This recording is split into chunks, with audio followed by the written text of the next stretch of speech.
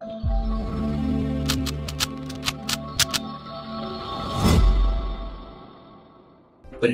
tinggi negara sudah pun melalui pelbagai perubahan yang drastik jika dibandingkan kira-kira 20-30 tahun yang lalu.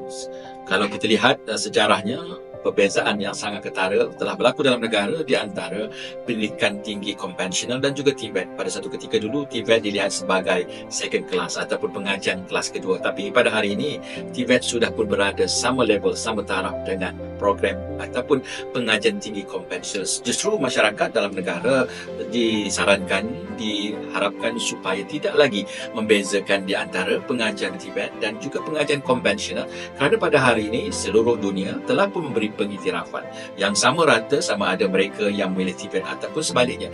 Dan kadang-kadang tidak menjadi satu kejutan di antara ramai dalam kalangan industri juga melihat TVET ataupun memberi TVET lebih tinggi statusnya dibandingkan dengan konvensional, kerana pelajar-pelajar yang mengikuti pengajian TVET mereka dibekalkan dengan pelbagai kemahiran yang sangat diperlukan oleh majikan pada hari ini. Justru kepada masyarakat, kepada ibu-bapa, saya menggalakkan supaya kita tidak lagi memberikan perbezaan di antara pengajian TVET dan juga konvensional, kerana di peringkat negara, di peringkat kementerian, kita telah pun memberikan satu status yang sama rata di antara dua-dua pengajian ini. Pada mereka yang merasakan selesa dengan konvensional, kita memberi galakan yang sedemikian rupa, dan kepada mereka yang berminat kepada TVET, kita juga akan berikan galakan yang sama.